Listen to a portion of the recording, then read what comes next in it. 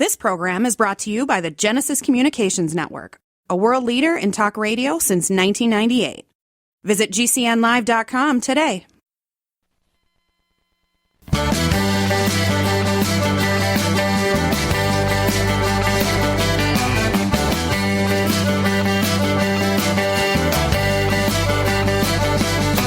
Broadcasting and streaming live all across America. This is Home Talk USA with Michael King, where we will discuss topics pertaining to your home with industry-leading experts. Michael King is a licensed general contractor with more than 30 years of experience in home improvements and the author of Contracting with the King. Join us this hour for our segment Invent America with your co-host, the Inventor Lady, Rita Crompton. Discover what's next in the home improvement industry and explore new products and innovations. Or if you have that next great big idea, learn what it takes to bring your invention to the world as Michael King and Rita Crompton talk to America's inventors and innovators. Remember, the America of tomorrow is being invented today. We invite you to visit us at HomeTalkUSA.com. One of the best resources for home improvement information around today. Your best life begins with your best home, and there's no place like Home Talk. That's HomeTalkUSA.com. And now, we proudly present Invent America from the #1 home improvement radio program in the country, Home Talk USA, with your host, the Cajun contractor, Michael King, and his co-host, the Inventor Lady, Rita Crompton. Welcome, all of you. That's right. I am the Cajun man from the Bayou Land, the originator, not to duplicate it, please. Don't accept no substitutions, along with my sidekick and co-host, the Inventor Lady herself, Miss Rita Crompton. We want to welcome all of you to our radio program. This is an edition of Home Talk USA radio program. So, all right, Rita, how you doing? Hello there. I am doing just fine, enjoying all this summer weather. Wow. You're just getting back behind in the studio, and I think you, for Mother's Day last week, you took a little hiatus, didn't you? I did. I went out to Utah to see my oldest daughter, and she flew my mother in as my Mother's Day gift. Oh, that is amazing. Well, Rita, that's a great story. But, hey, a lot going on here. I know you want to talk about what you call in the beginning, as we... I know, right? And that could be anything, but as it pertains to, I'm listening to this show right now, and I'm saying, wow, do I have a great idea? Or I have an idea where I want to make another product better than what it is, but I simply don't know what to do. But we got a great show here, but we're going to call it In the Beginning, Rita. So let's talk about our show and what you mean in the beginning. Well, I get inventors that call me on a regular basis who say, I've just got an idea. And so we always kind of backtrack a little bit and say, in the beginning, you've got your wow moment, but then what? What are your beginning steps? And I learned a long time ago that if I could help inventors make better decisions early, they saved more money, and they had a better chance of getting to market successfully. So every once in a while, it's important for us to kind of go back to the beginning and take a look at some of those early steps, and that's what we're going to do today. Now, okay, so let's talk about some of our guests you're going to have today and how it pertains to evidently all two of these companies. Well, obviously, you're going to have Jonathan David later on at the end of the hour. That's our registered patent attorney. He's going to talk about the patents, which is so important. So, but walk us through the steps, and how does our guest today pertain to in the beginning? Well, the first thing somebody, they've got their aha moment, and then a lot of times they will start looking around and Googling stuff, which is good. I want people to find out as much as they can. But one of the other important piece that a lot of inventors don't know is time is your enemy here. So, you've got to learn fast, and you've got to make good decisions, because somebody else is already figuring out how to solve that problem. They've done statistics on, I don't know, it's like a pulse that goes through the universe when people are starting to solve a problem. And so a lot of people will file at a very similar time. And so time is an enemy here, but jumping the gun too soon can be the enemy as well. So what we look at are what are the first steps that an inventor should do. Build your own version of a prototype out of Legos, duct tape, cardboard. I don't care. Get it out of your head into something that is three-dimensional. Look around as much as you can, but, don't spend, I don't mean to stumble here. I had some doctors that said, oh, we can do our own search. We're really good at it. They spent an hour on the USPTO website and said, shoot me now and tell me how much it's going to cost to have a good search done. So everybody's got their own threshold of pain, but I'll get people who will spend weeks searching. And that is, we had one lady that she said someone else filed a provisional patent application on exactly what I was doing 2 days before I did. So again, time is not your friend here, and sometimes your pain threshold is not your friend either. So the first money that gets spent is on a good, comprehensive, independent search. Kind of a conflict of interest for the attorney to do the search because they would rather write the patent. Yeah. And Jonathan is one of those guys that says, no, you bring me the search from SearchQuest. Let me take a look at it. Then when the inventor has the search done and they look at it first, they get to frame the conversation. That makes sense. It's really important. Yeah, it's really important that they have the conversation. The attorney is a service provider. They're not the partner. And, they're not in control, and they're not the business entity. The inventor is. So it's really important that they have the right mindset before they start talking. And that's what we help them do. We learned a long time ago. And so all they have to do is call me and say, all right, in the beginning, what do I do now? And we walk them through those processes. And the other thing is I've got attorneys that I contract with and work with on a regular basis. So they know my train of thought. They know why we do things the way we do. They know we're going, most of the time towards licensing. And they're really good now at working, with the inventors as their legal counsel to get it done right. Well, I want to do this. And I want to run this by you right now. And let me get off this for a second because this is important. And I'm just thinking about it now. I'd like to do a future show because when on this topic, China, not China, the advantages of China, the disadvantages of China, because at the end of the day, I would like to educate my audience. But I need to tell you this now. I'm anti-China myself, okay? I've been talking about this for 20 years, that the intellectual property is going to get stolen. But the point is, let's arrange a show in the future where we play devil's advocate. And, I don't want to, input my let's do it both ways because I think that the new inventor that's thinking about manufacturing in China needs to step back and say, well, if you do this, this possibly can happen to you. Does that make sense what I'm trying to say here? It does, and there are times when it's not an option. That's you right. either do or you don't. That's the point. We That's had right. some guys that did, a new type of toilet, and they went to China to manufacture it. It's like, what part of all porcelain comes from Mexico did you miss? Yeah, that's right. So their product was so expensive because they were sending it, they were moving materials around, so they could have just had it manufactured in Mexico and saved some money. But we had an inventor on, years ago that I worked with, and she really wanted to have it made in America. Yeah. But the product, once it was made here, was going to be $175. When we went to China, it was $6.75 delivered, packaged, and on a pallet. Yeah. And they were shipping the aluminum from the U.S. to make it. Can you put that in your mental computer and let's talk about that? I think that would be a great show. I really would. I did. I already have it there. I added it while we were talking, and we will get that lined up for June. Yeah, I do that a lot. When I'm thinking about something, I said, you know what? This is what I need to do. And, hey, we got to take a short break because you know what we have to do right now, Rita, right? We got to pay some bills. Here. We got to pay some bills. All right.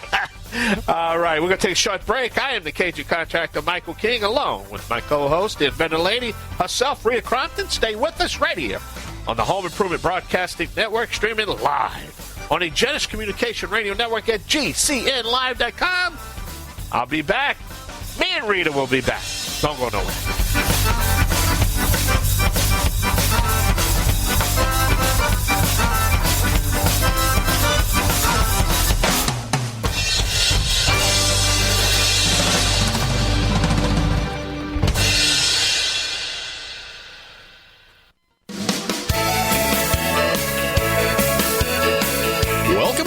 Home Talk USA with Michael King. Do you have questions about your next home improvement project or home repairs? Now you can chat with verified home repair and home improvement experts in just minutes. Get the help you need by visiting HomeTalkUSA.com. One of the best resources for home improvement information around today. Your best life begins with your best home, and there's no place like Home Talk. That's HomeTalkUSA.com. And now, back to Invent America from the #1 home improvement radio program in the country. Home Talk USA with your host, the Cajun contractor Michael King, and his co-host, the Inventor Lady, Rita Crompton. All right, welcome back. Don't forget we are streaming live on the World Wide Web, again, at HomeTalkUSA.com. All right, Rita, wow, a lot going on. Who's our next guest? Our next guest is Randi Butler, and she is from the lovely state of Florida, and she's in the very early stages, so there's no website yet, just getting started, but she's learned some valuable lessons, and since our topic today is in the beginning, our guests today are in the beginning. So, Randi, thank you so much for being with us today. Your invention is dish rack with dynamic airflow. Fill us in. What is that? Okay, so my invention is a standard countertop dish drying rack that we buy at the store. However, mine has built-in fans to reduce the air drying time when you're drying the dishes naturally. It also helps keep the dish rack sanitary as well. So it's really just as simple as that. Yeah. Yeah, I mean, we set dishes out all the time in a rack, and it takes, sometimes forever for them to dry, it seems like. So it makes sense to me. It's like, wow, why didn't somebody come with that a long time ago? So you're currently patent pending, and you're working on then developing the prototype. How long have you been working on this? Take us kind of back through some of your early steps and what happened. Okay. So I guess I came up with the idea about a year and a half ago and was really stumbling over it. Like I have so many of the ideas that I have, that I've had in the past. And I was telling my husband about it, and he said, that's really a good idea. I think, you should patent it. And I, never having patented anything before, I decided, let me look for a patent attorney. So I found one, and that it just kind of snowballed from there. And, from the time I had it with the attorney, I would say it took about a good 8 months. But now, I do have a U.S. pending patent, provisional patent, and I'm trying to come up with a prototype so I can move forward and, finally get a official U.S. patent. Yeah. One of the things that we have noticed over the years is that having a good independent comprehensive search done first helps you then frame the conversation with the attorney so that, one, you understand what's out there, which is really important. And most inventors don't understand that a good search has got to be an international search, not just the USPTO.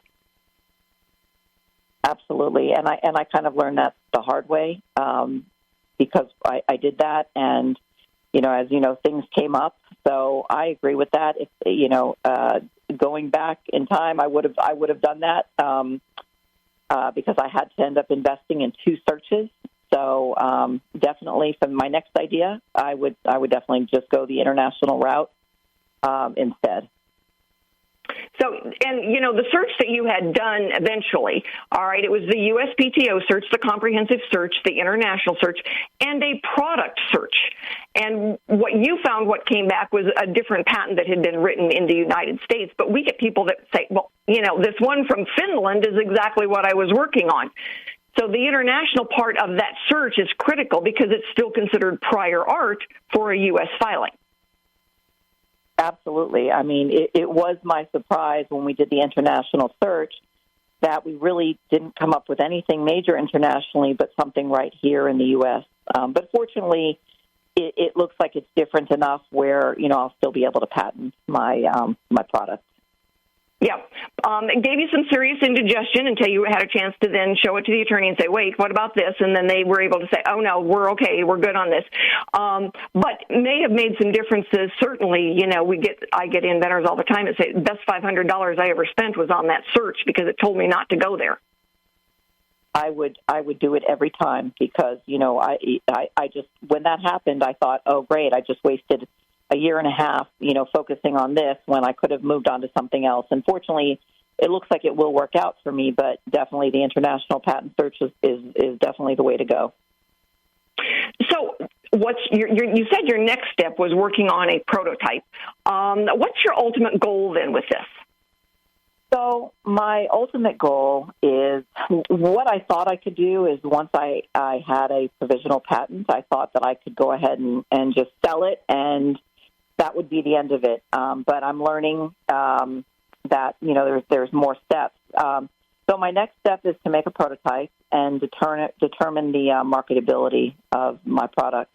But ultimately, I would like to sell my patent and I would, or license it, whatever I can do first. But, that's my ultimate goal is to be able to sell the patent. So that, in the beginning, as we go along with our topic, understanding sometimes the words that you use are really important.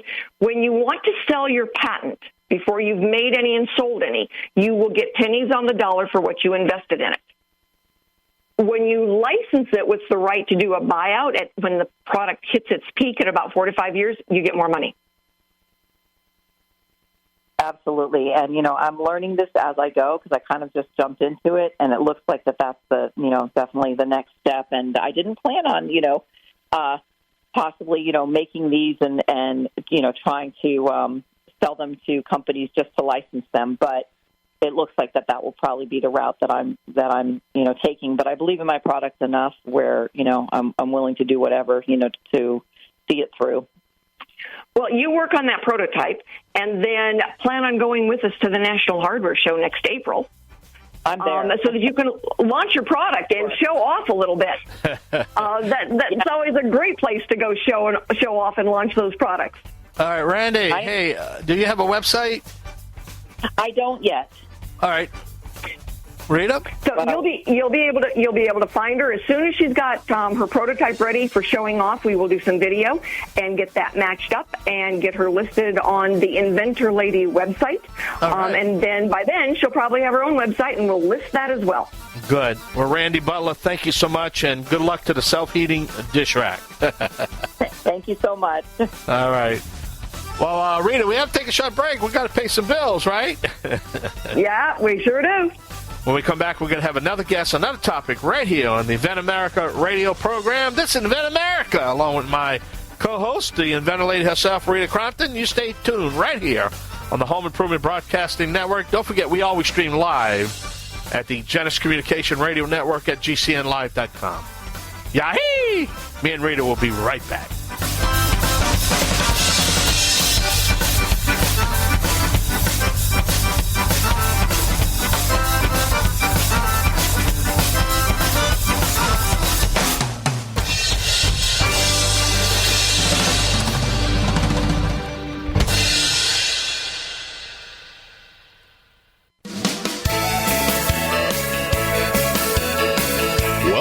To Home Talk USA with Michael King.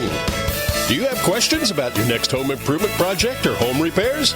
Now you can chat with verified home repair and home improvement experts in just minutes. Get the help you need by visiting HomeTalkUSA.com. One of the best resources for home improvement information around today. Your best life begins with your best home, and there's no place like Home Talk. That's HomeTalkUSA.com. And now, back to Invent America from the #1 home improvement radio program in the country. Home Talk USA with your host, the Cajun contractor Michael King, and his co-host, the Inventor Lady, Rita Crompton.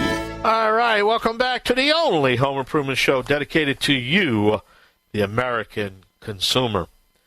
All right, don't forget we always stream live on the World Wide Web at HomeTalkUSA.com. All right, Rita, I think our next guest is who? is Rhonda Mason, and Rhonda is the inventor of TP Suites, and it is a better way of dispensing, storing, and completely concealing the toilet paper holder in the bathroom. So I'm going to let Rhonda tell you a little bit more of the details about what her product is and how she came up with the idea. Rhonda, thank you so much for being with us today. Well, thank you so much for having me. So tell us about TP Suites. Well, I would love to. And I want to start off by giving you just a gentle warning that my subject's a bit sensitive, and I'm going to get personal by asking you a question, but I'm going to give you a pass. You don't have to answer the question out loud. So here it is. Have you experienced being in the bathroom and discovering too late that there's no tissue on the roll and no extra rolls in sight? Well, TP Rhonda, I think everybody in the world has done that. Well, 83% admitted to it on a survey I did. So TP Suites are a lodging for toilet paper. It's a small furnishing that adds refinement to placing the toilet paper within reach of the seat. So I think we can all agree that supplying one roll is insufficient and multiple rolls are, well, not a good look. So like you said, Rita, TP Suites represents a small line of furnishings that allow for dispensing, storing, shielding, and completely concealing 4 rolls of tissue so that all you see is your decor and not the tissue anymore. And you might be wondering, does that sound good? Yeah. Yeah. And one other benefit that I just learned when I made this product, you might be wondering why shielding the toilet paper is a benefit. Well, there is a scientifically proven phenomenon that says bacteria and germs are dispersed into the air when the toilet is flushed, and these particles land on nearby surfaces like the toilet paper. So that's my concept. I didn't know that. Yeah. Yeah, it's if you look on Wikipedia under toilet plume, it gives you all the nasty details. Well, next time I have a question about that, I'm just going to go to you. It's faster and more fun.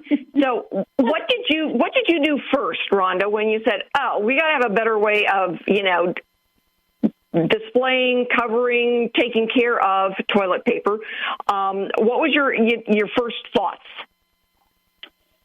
Well, the product exists because I loved my bathroom. I start and finish the day in my bathroom, and it truly is a refuge for me.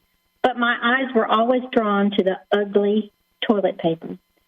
So my product exists because it solved a problem for me. Of course, I am going toward manufacturing, but that wasn't my first plan. I did start out wanting to license the product, and so I did the normal first steps that everybody does. Identified the problem, created the solution, and searched for prior art and patents, and then developed a bit of a tangible evidence for my idea. And then I spent a chunk of money on a How to License Your Idea program.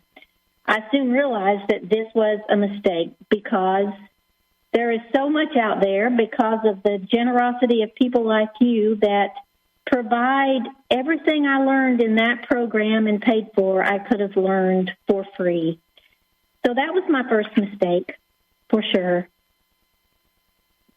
The next thing the one thing we want to do is that everybody can go and find all of our programs online now and pick where you are in the process and say, oh, I need to listen to this part of the show. I need to listen to this next one coming up.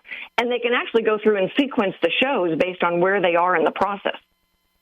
And that is awesome. It's wonderful to be able to have exposure to such incredible information and experiences. Experiences teach us so much.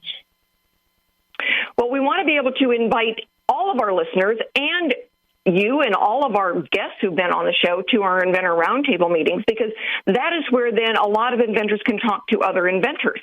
And what I've learned over the years of running the Inventors Roundtable is that sometimes your best resource is the inventor sitting next to you, whether it's at a table at a restaurant or online at one of our virtual meetings. I completely agree with that. I know the roundtable settings that I have been in have really what they did for me was cause my product to just get better. So many people, when you're starting out, you make your first prototype and you think that's it. But if you listen to people and get feedback, before you know it, your product has evolved into something much better than what it started as. Excellent. What advice do you have for our audience about first steps? Well, I think that the very first steps are probably always the standard. But when I first entered this circle of terminology that spoke about inventors, I really didn't feel like an inventor. I didn't sit down and try to think of something that I could make and license or manufacture. My first product came from a problem. So I got to thinking about this. I really felt like I would never have another idea that would be worthy of sharing. But as I thought about it, I sat down and made a list of the things I'd done around the house that I really enjoyed doing. And one of them was building a water feature. And as I thought about the challenges of that and the things that didn't suit me about it, to my amazement, I thought of an improvement to the spillway for the waterfall. So Excellent. If I were in... Well, you can hear the music coming on, and that means we have got to go pay some bills. We got to pay some bills. That's right, Rhonda. We got to pay some bills. All right. Rhonda, hey, what is your website? Do you have one? Not just yet, but I am working on a Kickstarter campaign, so everybody keep your eyes open for that. Oh, good. All right, Rhonda, we definitely want to thank you for being our guest. And Rita, they can get the information through your website, right? Absolutely. As soon as she is ready to start putting out the information for that Kickstarter campaign, we will help her out. All right, great. So, Thank you so much. All right, we got to go. We got to step away. All right, we're going to come back with another guest, another topic. Oh, we're going to have Jonathan David when we come back off a break. He's a registered patent attorney. He's going to talk about some things you need to know if you want to patent your product, which is...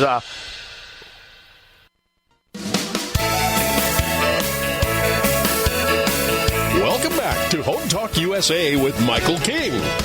Do you have questions about your next home improvement project or home repairs? Now you can chat with verified home repair and home improvement experts in just minutes. Get the help you need by visiting HomeTalkUSA.com, one of the best resources for home improvement information around today. Your best life begins with your best home, and there's no place like Home Talk. That's HomeTalkUSA.com. And now, back to InventAmerica from the #1 home improvement radio program in the country. Home Talk USA with your host, the Cajun contractor Michael King, and his co-host, the Inventor Lady, Rita Crompton. All right, welcome back to the only home improvement show dedicated to you, the American consumer. Hey, it's all about education information. That's what we do here each week and every week. And we do thank you for listening and staying on the line and listen to the InventAmerica show, part of the Home Talk USA radio family. As we promised, we have Jonathan David, right? Rita, he's a registered patent attorney? Yes, he is. I've worked with Jonathan for quite a while now, and he is one of our go-to registered patent attorneys. So if you ever need a new registered patent attorney, give me a call. But Jonathan has helped some inventors get through some delicate issues, to say the least. But Jonathan, thank you so much for being with us today, and I've got some very specific questions for you. In the beginning is our topic today, so we're talking early stage stuff. So tell us why, when an inventor calls you in the beginning, all right, so the conversation is, why is the comprehensive search such an important starting point for you? Right. Rita, that's a great question. Thank you both for having me on again. The reason is, we want to kind of know what's out there. The inventor should kind of know the metes and bounds of, what's out there, either domestically or globally. The he or she should kind of be aware of, no matter how, unique they think their invention is, what are the other, similar types of inventions that are out there. This will help the inventor kind of, make, a very informed decision as to whether to proceed forward or not, because ultimately that's kind of the question you want to do at the beginning. Can I even proceed forward with what I think is a unique idea? So. Right. I get so many inventors say, well, it's never been done before. And it's like, give me 15 minutes on a Google search and, we can come up with certainly some things that are in the ballpark. For a lot of inventors, they say, well, there's other things out there, but it's the nuance of the improvement that is critical to the success. Absolutely. It's definitely that. And, you just want to make sure is that nuance unique or shown already in other kind of, inventions, whether either, like I said, domestically or globally even, like has someone done that in Canada? Has someone done that in England, per se, or something somebody does? One of the easy things to compare, and I've used this example before, is that, a flashlight is a light coming out of the end of the stick. And you can go down a Target aisle and see, 15 flashlights, and some of them have something that's patent pending on it. The cool thing is the guy that invented the one that wrapped around a pole, still a light coming out of the end of the stick. Right, absolutely. But it was a game changer. It was something that was new and novel as it goes in the patent world. So for an inventor that thinks, it's really not that big of a deal, sometimes it is a big deal. So it's definitely a big deal. You definitely, want to make sure, what you feel is so unique and so novel, is, certainly not been done. Even if the other inventions could be looking like yours, like as you said with the flashlight examples, are they doing something as cool as you feel they're doing? That's the kind of thing that has to be, identified. Yeah. And the search is a great way of doing that. So why is that? So many inventors say, well, I don't plan on selling, internationally. Why do I have to have a search done internationally? Explain to our listeners out there why that international piece is important. It's a very good question, Rita. The reason is during, the examiners will often cite, inventions from other parts of the world, even if, even when it comes to having your particular invention eventually allowed as a patent here in the United States. So that is kind of like a key reason why it's kind of a good idea to know, what's one reason why, what's out there in the other parts of the world outside of the U.S., even if you don't plan on using it outside of the U.S. Another thing is, those other, you never know if those other inventors in other parts of the world will apply for a U.S. patent and try to see if they can do that here. That's another, prong that, or aspect the inventors should be aware of, because many patent holders in other, parts of the world may decide that, hey, I want this also patented here in the U.S. So, it's definitely, it's enforced by the PTO when it comes to having your patent granted here in the U.S., but also other patent holders in other parts of the world may want to eventually have their patents, granted here in the U.S. as well. So it's definitely a twofold thing that... The music is getting louder, Jonathan. That means we've got to go pay some bills. And thank you so much for being on with us today. Oh, it's a pleasure. My pleasure. And here we go. We're going to go pay some bills. We'll be right back. All right.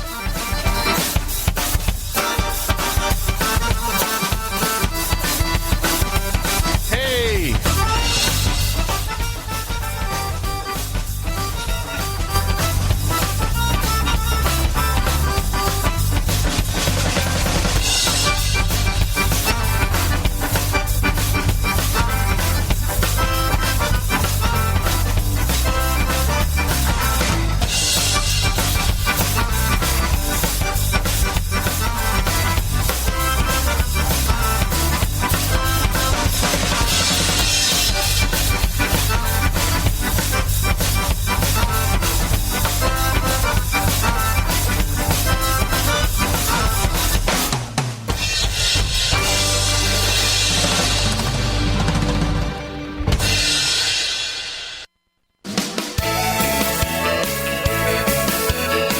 Welcome back to Home Talk USA with Michael King. Do you have questions about your next home improvement project or home repairs? Now you can chat with verified home repair and home improvement experts in just minutes. Get the help you need by visiting HomeTalkUSA.com, one of the best resources for home improvement information around today.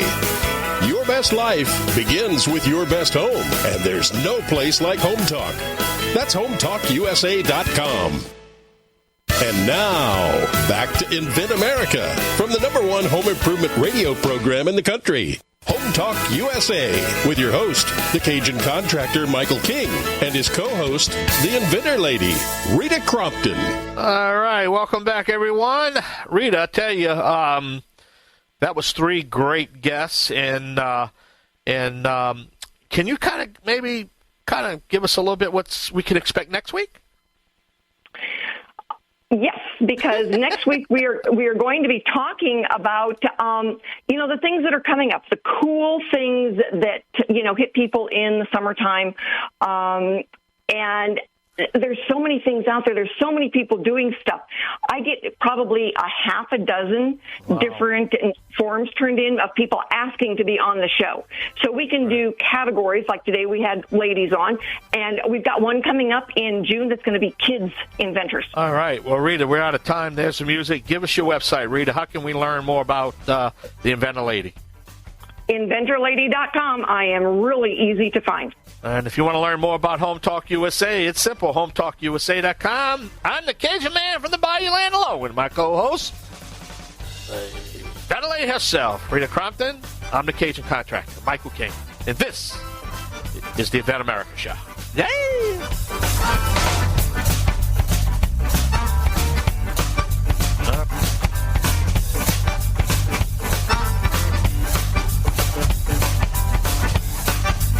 Home Talk USA with Michael King is produced by Home Talk Media in association with King's Broadcasting Network and Genesis Communications Network. Broadcast and streamed live from the great state of Louisiana. Host and producer, the Cajun contractor, Michael King. Executive producer, Michael Mellinson. Affiliate and sponsor relations, Joe Spera. Comptroller, Sheila Gregoire. Assistant producer, Christian Bethencourt. Board operators provided by Genesis Communications Network. And I'm your announcer, Kevin McCarthy. Music includes King's Creole by Prolific Arts, Cajun Jam by StockMusic.com, and Zydeco City by Steve Rice. Home Talk USA with Michael King is sponsored by Bonai, pest solutions for your home, garden, and lawn. Decorators, take outdoor living beyond ordinary. Aztec Washer, innovative roofing solutions. Seal it right, seal it tight. Trimislab, replace rotten or missing wood with Trimislab expansion joint repair. Masonry Cosmetics, change the color of any porous masonry with proven masonry staining. Green Products Company, #1 in wood preservatives. Preserve, protect, and clean what you value, and most of all, make it last. Bond Products, manufacturers of InstaBind, the world's first do-it-yourself carpet binding solution. Deckrite, life is tough. Make your exterior flooring tougher. Thank you for joining us for another episode of Home Talk USA with Michael King. Until next time, visit us at HomeTalkUSA.com. Your best life begins with your best home, and there's no place like Home Talk. That's HomeTalkUSA.com. Yay!